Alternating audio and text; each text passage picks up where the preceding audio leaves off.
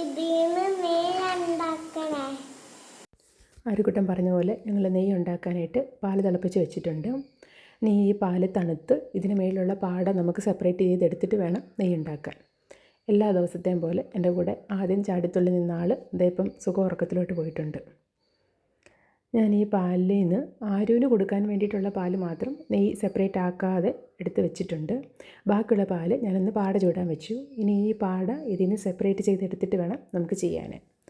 ഞാൻ അതിനൊരു steel spoon കൊണ്ട് ഈ പാടയൊന്ന് സെപ്പറേറ്റ് ചെയ്യുക. മേളിൽ നിന്ന് ഇങ്ങനെ പാട നമുക്ക് സൈഡിലേക്ക് മാറ്റിയിട്ട് നമുക്ക് പതുക്കെ പാട മാത്രമായിട്ട് ഒരു കുഞ്ഞു ബൗളിലേക്ക് മാറ്റിയെടുക്കാം. പാലിൻ്റെ അംശം ഇല്ലാതെ എടുക്കാൻ മാക്സിമം ശ്രമിക്കണം. അഥവാ പാലിൻ്റെ വരുമ്പോൾ നമ്മളിങ്ങനെ സ്പൂൺ ചരിച്ചു കൊടുക്കാമെങ്കിൽ ഇതേപോലെ സൈഡിൽ കൂടി ഇട്ടിട്ട് ഈ പാലങ്ങ് താഴെ പോവും. അങ്ങനെ ഈ ഫുൾ പാടയും നമുക്ക് മാറ്റിയെടുക്കണം.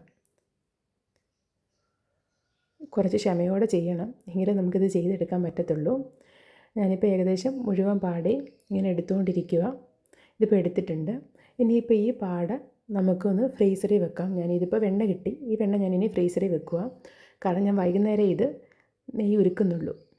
അതിന് വേണ്ടിയിട്ടൊരു സ്റ്റീൽ പാത്രത്തിൽ മാറ്റിയിട്ട് ഫ്രീസറിൽ വെക്കാം. ഇവിടെ എല്ലാ ദിവസവും നമ്മളിങ്ങനെ ചെയ്യും. അത് കാരണം വലിയൊരു സ്റ്റീൽ ബൗൾ ഫ്രിഡ്ജിൽ വെച്ചിട്ടുണ്ട്, ഫ്രീസറിൽ വെച്ചിട്ടുണ്ട്. അപ്പോൾ അതിലേക്ക് ഓരോ ദിവസത്തെയും നമ്മളിങ്ങനെ അതിന് മുകളിലേക്ക് ആഡ് ചെയ്ത് ചെയ്യാറാണ് പതിവ്. അപ്പോൾ അതിങ്ങനെ ഒരു മാസമൊക്കെ ആകുമ്പോൾ നല്ല കല്ല് പോലെ പരുവത്തിലിങ്ങനെ ഉണ്ടാവും. ഇതിപ്പോൾ ഇന്നത്തെയും കൂടെ ഞാനിങ്ങ് വെക്കുക. ഇനി വൈകുന്നേരം നമുക്കിത് ഉരുക്കിയെടുക്കാം. ഇനി ഉരുക്കാനായിട്ട് ഞാൻ അടി കട്ടിയുള്ള ഒരു ചീനച്ചട്ടി എടുത്തിട്ടുണ്ട്. നല്ല കട്ടിയുള്ള പാത്രം തന്നെ എടുക്കണം. ഇതിനകത്തേക്ക് ഞാനിപ്പം പുറത്ത് വെച്ചിരുന്ന ഈ ഒരു മാസമായിട്ട് ഞങ്ങൾ സൂക്ഷിച്ചിരുന്ന വെണ്ണ ഇടുക. ഇപ്പം ഞങ്ങളിത് ഓരോ ദിവസവും ഇതിന് മുകളിലേക്ക് ഇങ്ങനെ ആഡ് ചെയ്ത് ഇട്ടുകൊണ്ടിരുന്നതാണ്. അത് നല്ലൊരു കല്ല് പരുവത്തിലിരുന്നതാണ്. ഇതിപ്പോൾ തണുത്തിട്ടുണ്ട്. അതിനകത്തോട്ട് രാവിലെ നമ്മൾ മാറ്റി വെച്ച് ആ വെണ്ണ കൂടെ ആഡ് ചെയ്യുക. ഇത് നമുക്കിനി ഉരുക്കിയെടുക്കാം. ഇത് ഞാൻ പറഞ്ഞില്ല 1.5 മണിക്കൂർ എടുക്കുന്നത്. അപ്പോൾ നമുക്ക് എന്ത് ചെയ്യേണ്ടതെന്ന് വെച്ച് കഴിഞ്ഞാൽ ഇത് എടുക്കാൻ പോകുന്നതിന് മുമ്പ് ഒരു 2 മണിക്കൂർ മുന്നേ എങ്കിലും നമ്മൾ ഈ ഫ്രീസറിൽ നിന്ന് വെണ്ണ എടുത്ത് പുറത്ത് വെച്ച് കഴിഞ്ഞാൽ ഇത് ഇതേപോലെ ഈ ഒരു പരുവത്തിലെങ്കിലും നമുക്ക് ഒന്ന് തണുത്ത് കിട്ടും. ഇല്ലെങ്കിൽ നല്ല കല്ല് പരുവത്തിൽ ഇതിനകത്തോട്ടേക്ക് തട്ടിയിട്ട് കഴിഞ്ഞാൽ അത് ഉരുക്കാനെടുക്കുന്ന അത്രയും സമയം കൂടെ നമ്മുടെ ഗ്യാസ് വെറുതെ പോകും. അപ്പോൾ നമ്മൾ നല്ല തണുത്ത ശേഷം തണുപ്പ് വിട്ട് ഒന്ന് ലൂസ് പരുവത്തിലായ ശേഷം ഇടാമെങ്കിൽ നമുക്ക് അത്രയും കുറച്ച് ഗ്യാസ് എടുത്താൽ മതി. ഇതിനെ എടുക്കുമ്പം അടികട്ടിയുള്ള ചീഞ്ചട്ടി തന്നെ എടുക്കണം. കാരണം ഇല്ല എങ്കിൽ ഈ ഇടയ്ക്കിടയ്ക്ക് ഇങ്ങനെ ചെയ്യുന്നവരാണെങ്കിൽ പാത്രം ചീത്തയായി പോവും. പിന്നെ സ്റ്റീൽ സ്പൂൺ എടുക്കുമ്പം നല്ല നീളമുള്ള കട്ടിയുള്ള സ്പൂൺ എടുക്കണം. തവി എടുക്കണം. ഞാനിപ്പോൾ നല്ലൊരു നീളമുള്ളൊരു തവി എടുത്തിട്ടുണ്ട്. ഇതിനെ ഇളക്കി കൊടുക്കണം. ഇത് ഒന്ന് ഉരുകി ചെന്ന് വെള്ളം പരുവായി വരുന്നവരെ നമുക്ക് ഇടയ്ക്കിടയ്ക്ക് ഇളക്കി കൊടുത്താൽ മതി. കാരണം ഈ കല്ലുപോലെ കിടക്കുന്ന പോർഷൻസൊക്കെ ഒന്ന് ഉരുകി വരണം.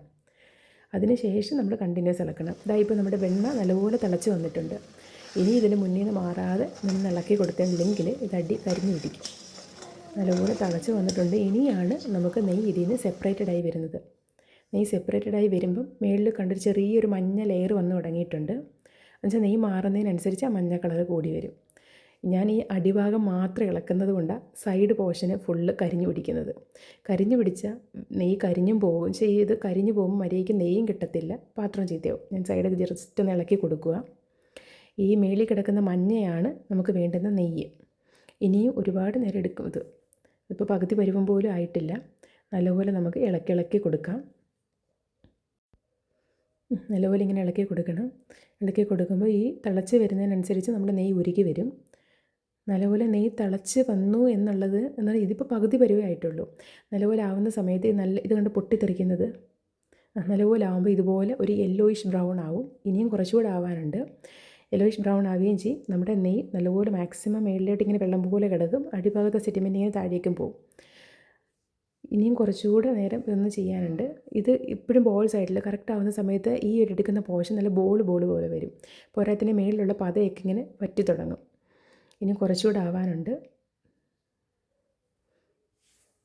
നമുക്കിങ്ങനെ ഇളക്കി കൊടുത്തുകൊണ്ടേ ഇരിക്കാം. നമ്മുടെ നെയ്യൊക്കെ ഏകദേശമായി വന്നിട്ടുണ്ട്. ഇതിപ്പോൾ കണ്ട മേളത്തെ പതയൊക്കെ സെറ്റിലായി തുടങ്ങി. ഞാൻ കളറും നല്ലൊരു ബ്രൗണിഷ് യെല്ലോ ആയി. നമുക്കിനി ഗ്യാസ് ഓഫ് ചെയ്തിട്ട് ഇതൊന്ന് ഈ ചൂടിൽ തന്നെ കിടന്ന് കുറച്ചുകൂടെ ഒന്ന് ഉരുകാൻ വേണ്ടി വെക്കാം. പിന്നെ നല്ല ചൂടായിരിക്കും. അപ്പോൾ നല്ലപോലെ തണുത്ത ശേഷം നമ്മളിനി ഇത് സെപ്പറേറ്റ് ചെയ്യാനും നിൽക്കാവൂ. ഇനി ഞാനിത് ഈ ചൂടിൽ നിന്ന് വേവാൻ വേണ്ടിയിട്ട് ഇട്ടേക്കുക. കുറച്ച് നേരം കഴിയുമ്പോൾ നമുക്കിത് നോക്കാം. ഇപ്പോൾ ഇത് കണ്ടോ, കറക്റ്റ് ഈ ലഡുവിൻ്റെ ബോൾസ് പോലെ ആയിട്ടുണ്ട് ഈ ഒരു പോർഷൻ. ഇതാണ് കറക്റ്റ് പാകം എന്ന് പറയുന്നത്. പിന്നെ ഈ പതയാണെങ്കിലും ആ വെളുത്ത കളറിൽ വന്ന പതയൊക്കെ സെറ്റിലായി, ഇതിൻ്റെ സൈഡിൽ മാത്രം കുറച്ചേ ഉള്ളൂ. ഇതിപ്പോൾ തണുത്ത് വന്നിട്ടുണ്ട്. ഇനി നമുക്ക് ഇതിൽ നിന്ന് നെയ്യ് മേളിൽ നിന്ന് സ്പൂൺ വെച്ച് സെപ്പറേറ്റ് ചെയ്യാം. ഞാനിപ്പോൾ മേളിൽ ചരിച്ച് വെച്ചിട്ട് സ്പൂൺ വെച്ച് എടുക്കാൻ പറ്റുന്നത്ര സ്പൂണിൽ എടുക്കുക. ബാക്കി പോർഷൻ ഇനി ഒരു തുണി വെച്ചിട്ട് ഞങ്ങളിത് പിഴിഞ്ഞെടുക്കാനാണ് വിചാരിക്കുന്നത്. അതെനിക്ക് വീഡിയോ എടുക്കാൻ പറ്റിയിട്ടില്ല. ഞാനിത് നെയ്യ് മേടിച്ച പാത്രത്തിൽ തന്നെ എടുക്കുന്നതെന്ന് വെച്ച് കഴിഞ്ഞാൽ എന്തോരം ഉണ്ടെന്ന് അറിയാനായിട്ടാണ്. ഇത് കണ്ടോ, ഇത് 500 മില്ലിഗ്രാമിൻ്റെയാണ്. ഇത് ഏകദേശം 1/4 ഭാഗം ഇതിനകത്തുണ്ട്. ഈ 1/4 ഭാഗം ആയിട്ടുണ്ട് നമ്മളെടുത്തത്. ഈ മൊത്തം 500 mgക്ക് 370 രൂപയാണ്. അപ്പോൾ ഇതെന്തായാലും ഒരു 100-300 രൂപയുടെ ഉണ്ടാകും എന്ന് വിചാരിക്കുന്നു. ഇത് നല്ല പ്യുവറായിട്ട് ഒന്നും ആഡ് ചെയ്യാത്ത നെയ്യ് നമുക്ക് കിട്ടിയിട്ടുണ്ട്. ഇനി ഇതിൻ്റെ ഈ വേസ്റ്റ് ഞാൻ എന്താ ചെയ്യുന്നത് വെച്ചാൽ ഇത് തേച്ച് ഞാൻ ആരും കുളിപ്പിക്കും.